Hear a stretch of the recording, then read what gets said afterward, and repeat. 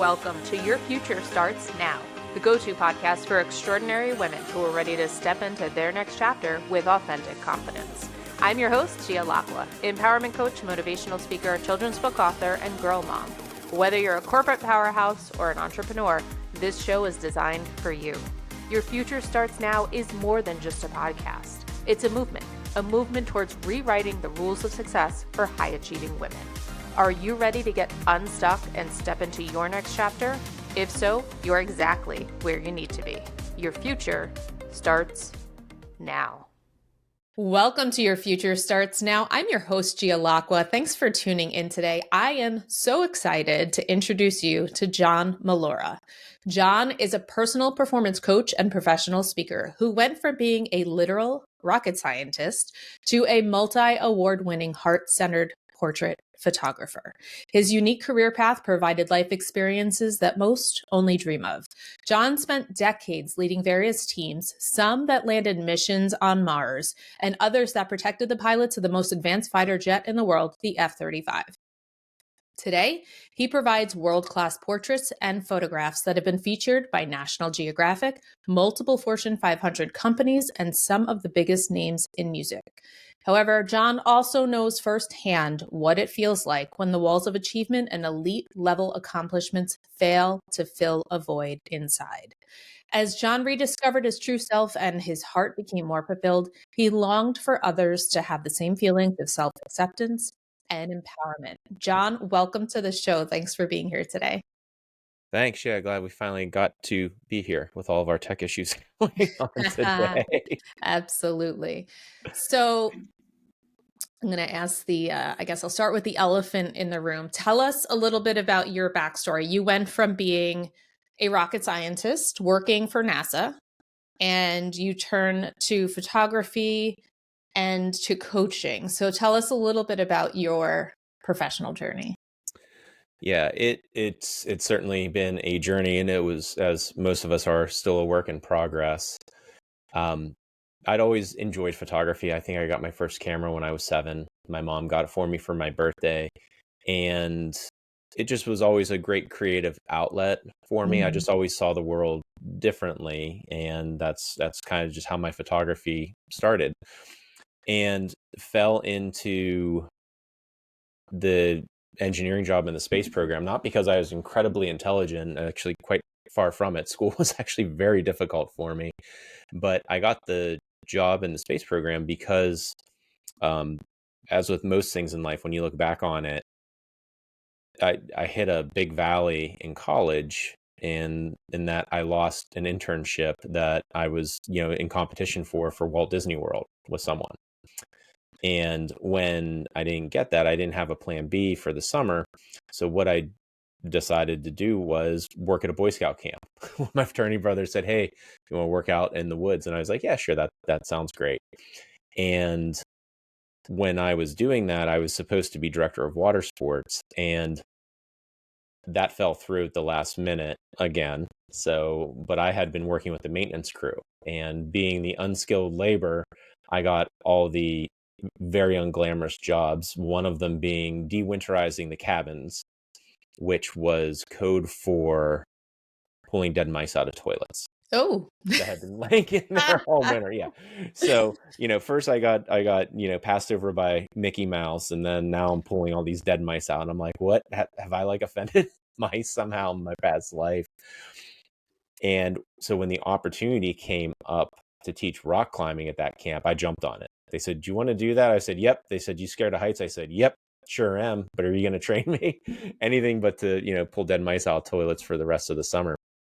So I took that opportunity that presented itself, even though it was way out of my comfort zone, to teach rock climbing. They sent me away to training and got all trained up and ran a crew, and safely, I think, had like 700 or 800 scouts rappelling and climbing all summer. And so I put that on my resume when I graduated college a few years later. And I was interviewing for a project manager position at a NASA subcontractor, knowing nothing about what project managers did. I was coming right out of college. And fortunately, someone saw the rock climbing on my resume. And they said, "Hang on a second, we got someone we need you to talk to." And this Guy jumped on the phone. This is back in the 90s, so it was a phone interview, no Zoom, and didn't introduce himself. He just said, "Hey, what do you think about rock climbing on Mars?" And me very flippantly just said, "I don't know. Are you going to pay my airfare?" And I was like, "Oh, I blew it." And this mystery voice on the other end of the phone goes, "Get him down here," and then disappeared. That's And amazing. turns out the guy that jumped on the phone was the director of test operations for all of the Mars landing projects that the company worked on, starting with the Pathfinder missions in 1990s. And this is 2000 at this point. So they're gearing up to land 2 missions on Mars in 2003, Spirit and Opportunity. That guy, his name was Skip Wilson. He was a former Vietnam era special forces guy, ended up in engineering after his time in the military was up. And he and his team were responsible for making sure things actually worked before you put it on a rocket ship or put it on a pilot. So they would travel around the world to all these different test facilities and would make sure the things did what they were supposed to do, what they said they could do on paper. So Skip saw someone that had a decent GPA, but also had practical experience that he could send out into the field from Antarctica to England and not get himself or his team injured or killed. So that was me, because I lost the internship and then spent the summer pulling dead mice out of toilets and said, no, that's not going to work for me. And then decided to learn how to be a rock climbing instructor. So that's how I ended up working in the space program. Unbelievable. Yeah, it wasn't like I had planned on that and had worked towards that at all. It was just the opportunities presented themselves through a series of failures, which, is a recurring theme, I think, through all of our lives. That is such an incredible story. I love it. And I love how you talk about, I know in the beginning you talked about like stepping into the fear that was outside of your comfort zone, realizing, yeah, I am afraid of heights, but that, I'm going to work through that. I'm going to push through it. Right. And still step into that next opportunity, which is obviously very difficult for many of us. And then, the fact that you recognized, wow, this is an opportunity for me. And again, pushing through the quote unquote failures or the challenges, and they led you to something so much greater, right? Yeah. Yeah. And again, it's whenever I do one-on-one coaching with people, or even like if I'm leading a small group, one of the things that I have them do is create their lifeline, draw a line across. Yes. And this is an old Donald Miller thing. Draw a line, and that's a negative experience. Anything above the line is positive. Anything below is a negative experience. And have them do a timeline of their life with positive and negative experiences. And what usually happens is after a valley, a group of negative experiences or significant negative experiences, that's actually when a lot of times those very positive and game-changing experiences happen on the other side of that. The growth. And it's hard to see when we're in the valley. Oh yeah. Right? It's hard to see and it's hard to push through, but it fuels that growth. Right. Yeah, it's so powerful. I love that exercise. So, John, you and I have a lot of overlap in the work that we do. I think we probably work with a different population, right? You work primarily with men, I believe. Mm-hmm. Yep. And I work primarily with women. Now, there's a lot of overlap in the themes. And the reality is research proves that there is a confidence gap when it comes to gender. But I want to point out that does not mean that men don't struggle with things like self-confidence, right? And that self-doubt.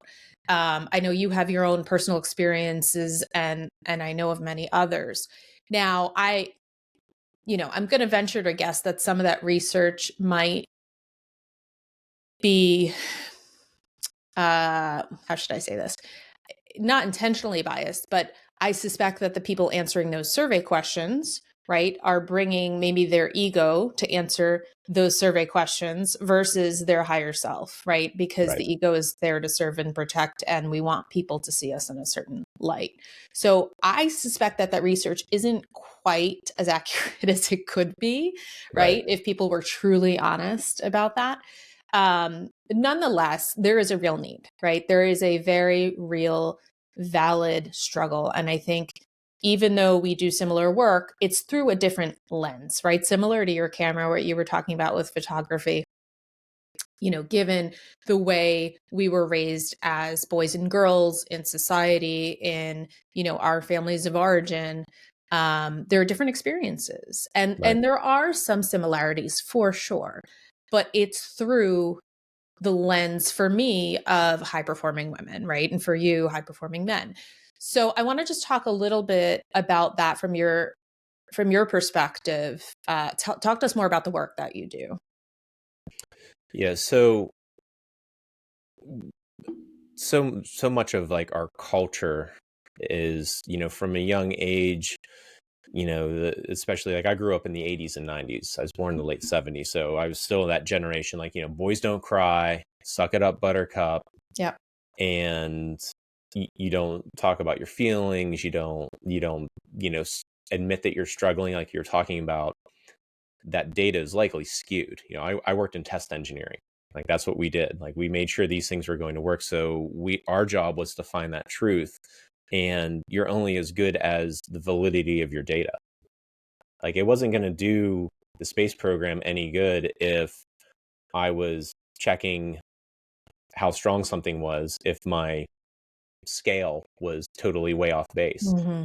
Right. So if that data is not valid, then that puts into question everything else. So I think with a lot of, especially high performers, whether it's female or male, there that and it's starting to change. You're starting to see the tide turn now, but the very established approach to being a leader or being quote elite was you nothing fazed you, nothing bothered you, you had all the answers all the time, and you always knew what to do, and if you didn't, you presented that face anyway, and you just charged ahead.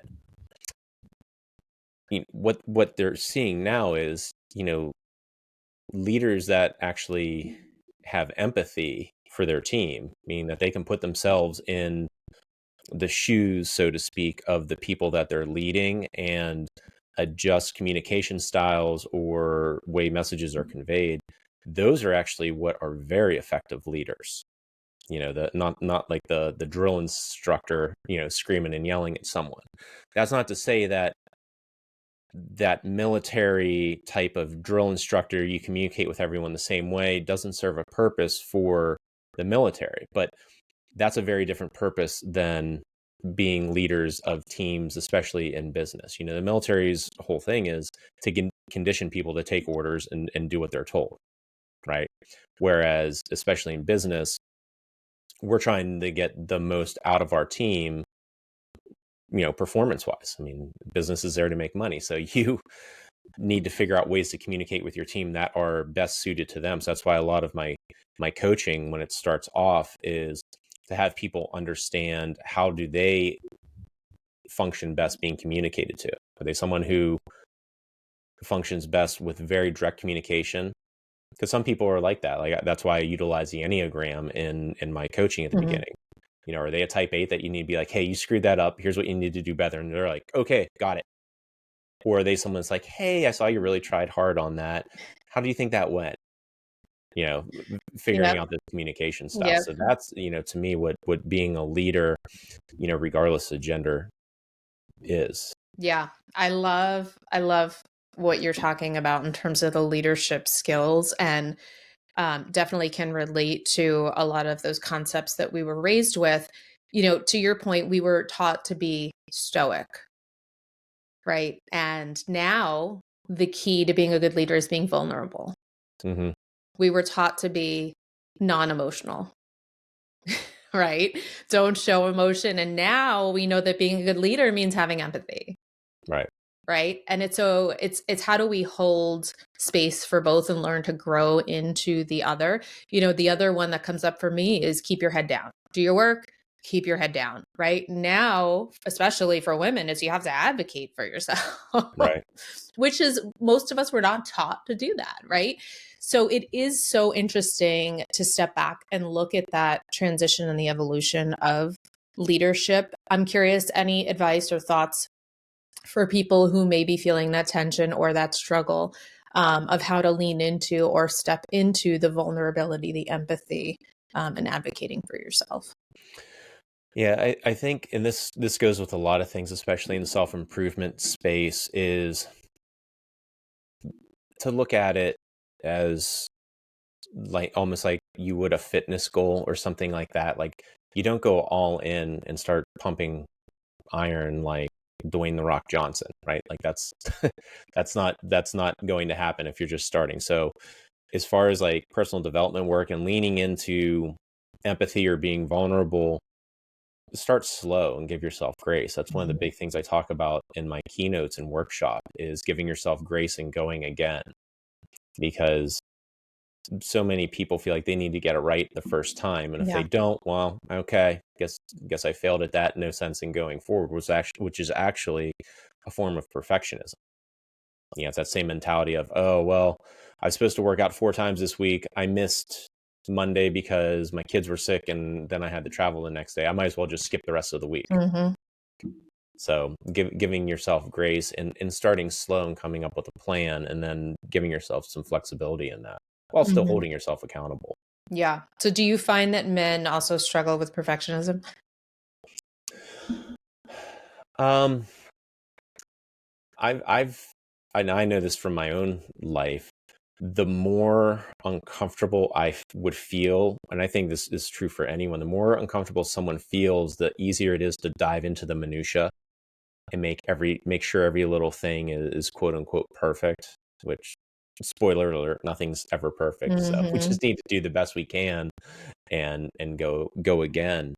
So perfectionism a lot of times for me, and I think for others, really crops up whenever they feel very unsure of themselves. Because if you're already feeling unsure of yourself, like you shouldn't be there. Like you mentioned my work with imposter syndrome, that I have a whole litany of stuff on that.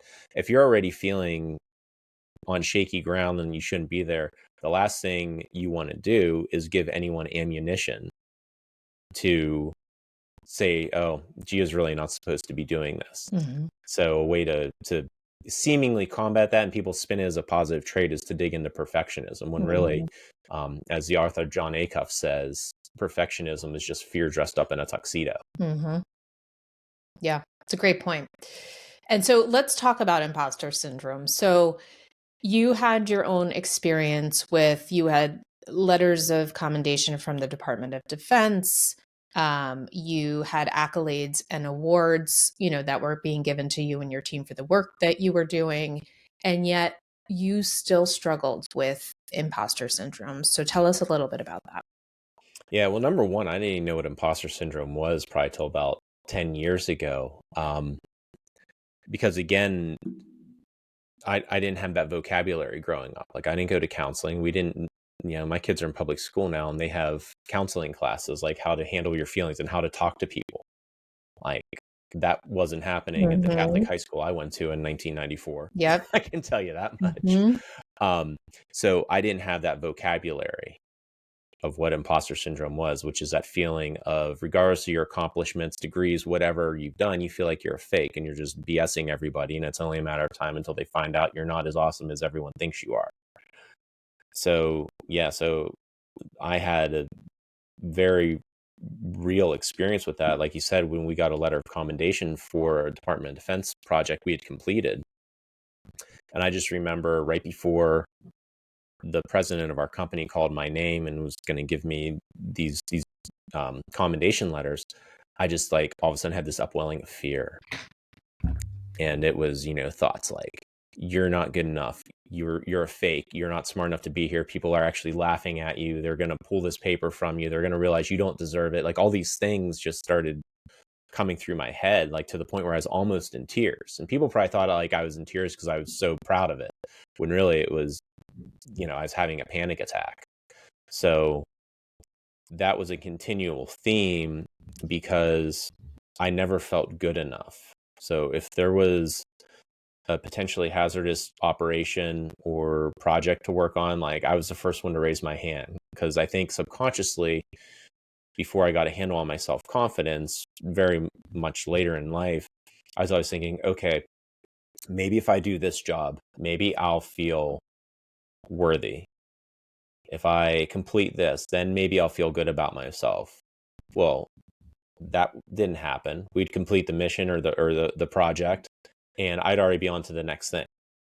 Like I'd skip the pizza party or whatever we had, or be like, this is stupid. Why are we even celebrating this? I got work to do. Let's chop. Let's go, people. And that was just because I just had such an innate sense of unworthiness and a lack of confidence that no matter what thing I completed or objective I reached, like it just wasn't good enough until I actually was able to do, as Anthony Trucks calls it, the dark work on myself to figure out that I am worthy of those things. Yeah, so powerful, very relatable. I want to just go back to the inner critic piece for a second. And where do you think that came from, right? That inner voice that tells you you're not good enough, right? You're not worthy. People are going to figure you out. Where does that come from? Yeah, with all kinds of mental conditions, it's obviously very complex. And one of the things they talk about with imposter syndrome is, a lot of it can certainly have to do with upbringing.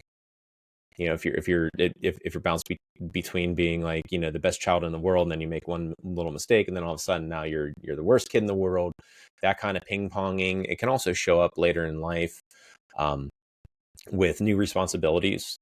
I mean, it's just natural to question your abilities. Yeah. People that don't, like, they also need to be checked, reel themselves back in. But a lot of it has to deal with having the skills to handle those big emotions when they come up, and being able to recognize them, and then also, adjust appropriately. And a big part of it is sharing how you're feeling with people, having trusted advisors in your life. Sure. And if you don't have trusted advisors in your life, if you're listening to this right now and you're saying, I don't have anyone that I can trust or I can talk to, the biggest advice I can give is then you need to step up and start being that trusted advisor for other people. Yeah. And then you will eventually find people that can be your trusted advisor. I love that. Great advice. And I think, to your point around, there's part of it is our upbringing, right? That's the voice in our head. Part of it, I think, is also, our brain is designed to keep us safe. And it's the fear that drives that inner critic of, whether it's the fear of failure, the fear of rejection, the fear of being found out. We're all afraid of the same things at the end of the day. And so, it's our mind's way of trying to keep us safe. But to your point, it's how do you talk back? How do you, right, overcome the inner critic and that self-doubt, which is so powerful.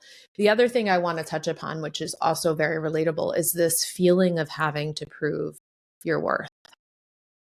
Right. And that we accomplish something thinking it's going to fulfill us, and then we accomplish it and we're on to the next thing. We're off to the races. We don't have time to celebrate. We don't have time to bask in the glory and to really sit and acknowledge our accomplishments. What was your experience like in overcoming that?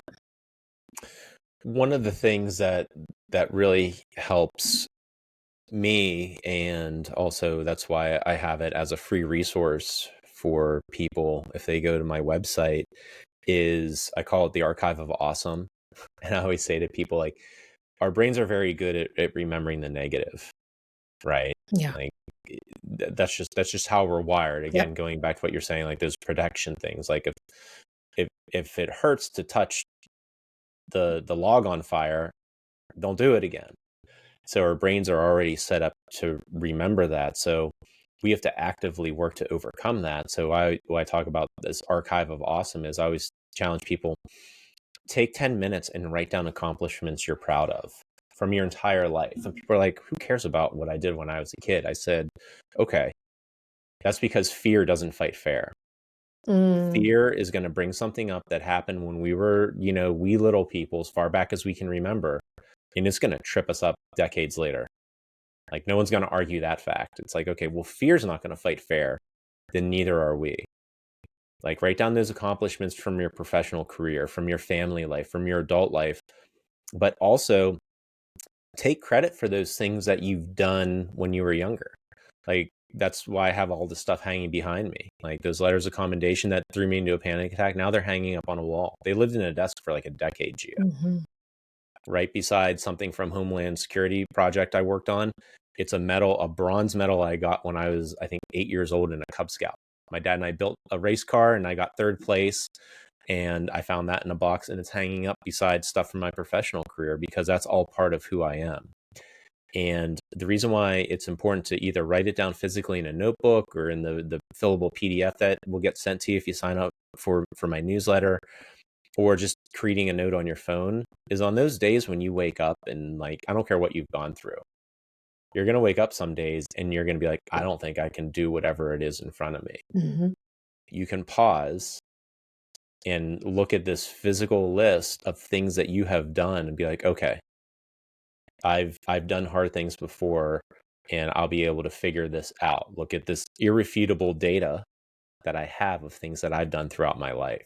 So that's one of the biggest tips I can give to people to start establishing that self-confidence. Yeah, it's great. A great point. And, I think also recognizing that it's amazing to see your awards and accolades. I think it's important to recognize some people might say, well, that's all external. How do we develop that internal sense of worth?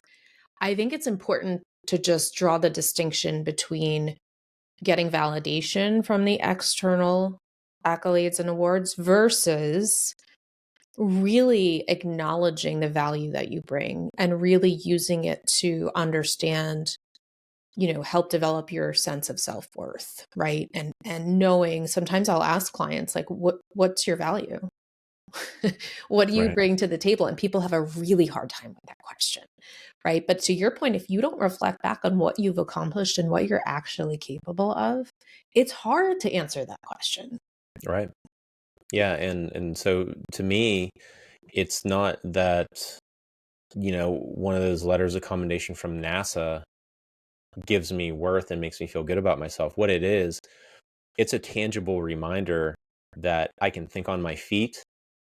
I can consider others. I can consider their safety. I can make big decisions on the spot. That's what it represents to Yeah. me. So it's not like looking and be like, okay, John's awesome because I got an award. Yeah. It's like, no, John's awesome because he has these innate skills that enabled him and his team to be successful to earn that award. Absolutely. And those leadership skills that you were talking about earlier too. So, John, you talk about being an authentic human of action. Tell us a little bit more about that. What does that mean to you?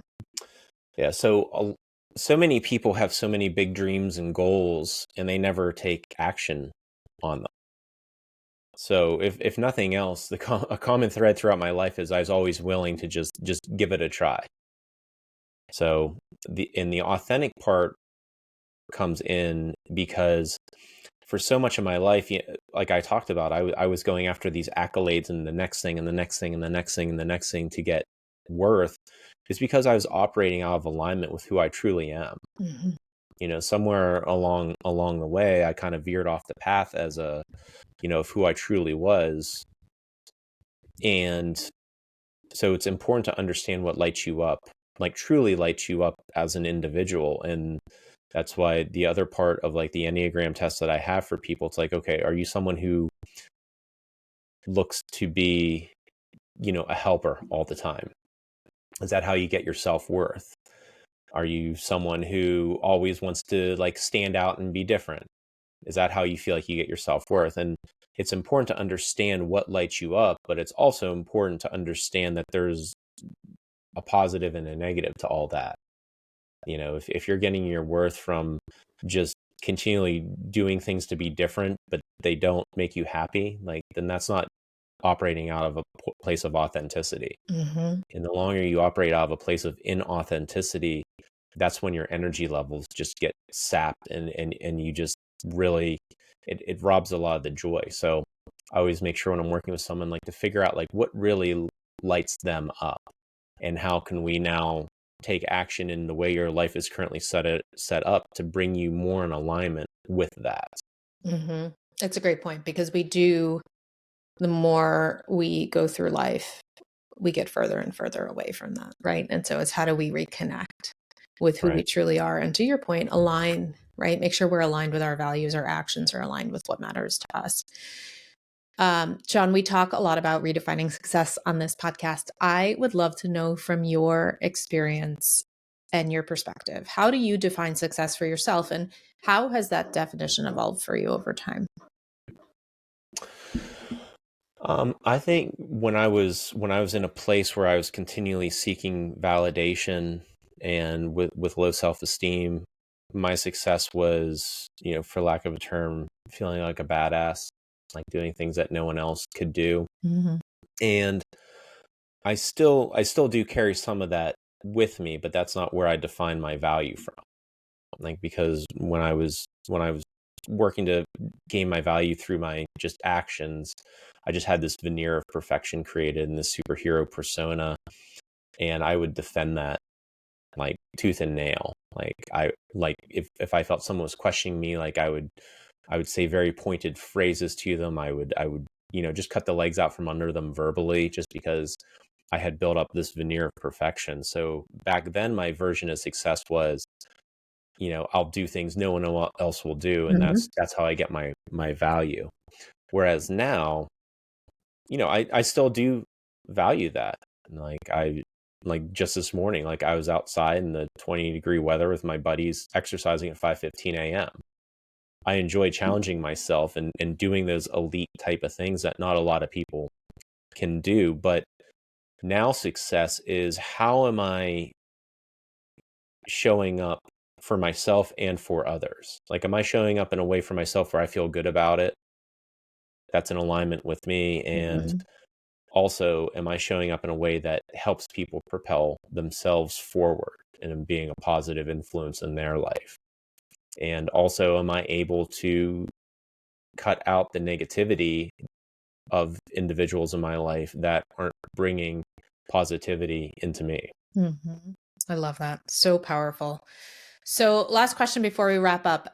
Sure. $1 million question. How do we practice increasing self-confidence? What is one thing that you want our listeners to take away? I really want them to set a timer on their phone for 10 minutes and write or type up what they're proud of that they've done throughout their life. And that's a starting point. It's a list that's meant to be added to. Like, I have a Google Note on my phone. I just add to it continually. Yeah. So that is the biggest thing that I can tell people. And the reason why it's important to keep up, and it's not a one and done kind of exercise, is you're continually doing things that you're probably not taking credit for. Yeah. Because that's not a muscle that has likely been exercised in your life, mental muscle. So the more you practice something, the more repetition, you'll be able to be like, oh, I should write that down. That's cool. I need to write that down. And then what that does is that switches your focus from pausing, and even if it's just a moment to type it up and celebrate it, you're still celebrating it. And that will really change your mindset and build your self-confidence. Yeah. And you can reflect back on it. I think that's a great exercise and such great advice.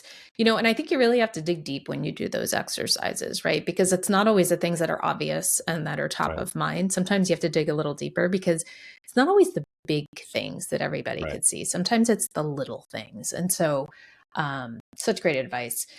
John, where can our listeners learn more about you and the work that you do? Oh, thank you. It's johnmollura.com/free stuff.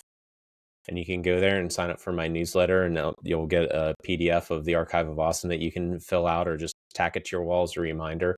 But it's just johnmollura.com. Perfect. John, I want to thank you for being here, for sharing your insights, your story, and your expertise. It's been a pleasure. Thanks so much for sharing, Gia. And of course, you can visit my website at gialacqua.com, reach out on Instagram at gialacqua. On the homepage of my website, you can download your complimentary copy of From Chaos to Clarity, a 30-day journal for self-discovery and healing. This is Gia signing off with gratitude for your time and energy. Our mic drops, but the movement continues. Until next time, your next chapter is waiting. Take care. That concludes another empowering episode of Your Future Starts Now. Before we wrap up, I want to thank this incredible community of high-achieving women. Your energy, resilience, and commitment to growth are the driving force behind what we do. If you enjoyed today's episode, please rate it, leave a review, and don't forget to subscribe so you never miss an episode. Your feedback fuels our mission to empower high-achieving women just like you. And of course, share your future starts now with the extraordinary women in your life who are also on a journey of healing and empowerment. Connect with us on social media, share your thoughts, let us know what topics you'd like to explore in future episodes. Stay connected on Instagram at Gia Lacqua. I encourage you to carry the energy of this conversation into your day and keep on supporting the incredible women around you. Until next time, remember, your next chapter is waiting.